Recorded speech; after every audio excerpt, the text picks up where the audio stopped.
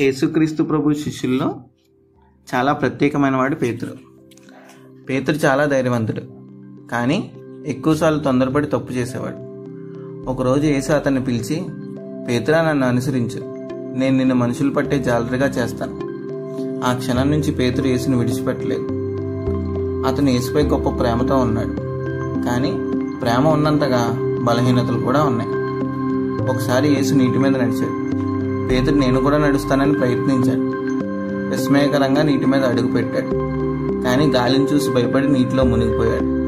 యేసు అతన్ని లేపి, అల్పవిశ్వాసి, ఎందుకు సందేహించావు అని అడిగాడు. తర్వాత వారిద్దరూ పడవెక్కారు. వెంటనే గాలి ఆగిపోయింది. అతని లోపల భయమే, కానీ యేసు అతన్ని విడిచిపెట్టలేదు. మరోసారి పేతురు యేసుతో గొప్ప ప్రమాణం చేశాడు. ప్రభువా, అందరూ నిన్ను వదిలినా నేనెప్పుడూ నిన్ను విడిచిపెట్టను. కానీ యేసు అన్నాడు, ఈరోజే కోడి కూయక ముందు నీవు నన్ను 3 సార్లు తెలీదు అని చెప్తావు. పేతురు నమ్మలేకపోయాడు, కానీ రాత్రి అదే జరిగింది. యేసును పట్టుకునే సైనికులు వచ్చినప్పుడు మొదట పేతురు ధైర్యంగా వాదించాడు, కానీ తర్వాత భయపడి పారిపోయాడు. అందరూ ప్రశ్నించినప్పుడు నాకు ఆ మనిషి ఎవరో తెలియదని అన్నాడు.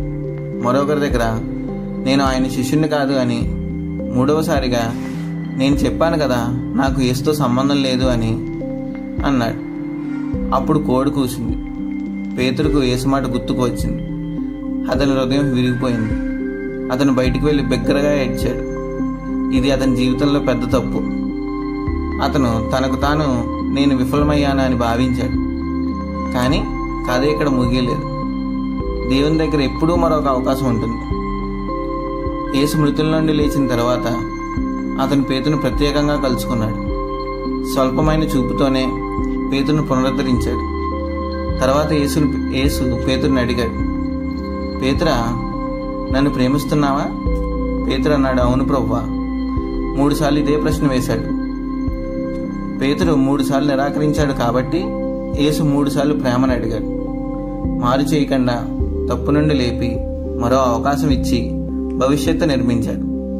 యేసు అన్నాడు, నా గొర్రెలను కాపాడు, అంటే నేను నిన్ను ఇంకా ఉపయోగిస్తాను. నీ తప్పు నిన్ను ఇంకా ముగించలేదు. పేతురు తర్వాత శక్తివంతమైన నాయకుడయ్యాడు. యేసు సువార్తను వేలాది మందికి ప్రకటించాడు. అనేక అద్భుతాలు చేశాడు. ఒక బలహీన తప్పుల మనిషి దేవుని చేతుల్లో గొప్ప సాధనమయ్యాడు.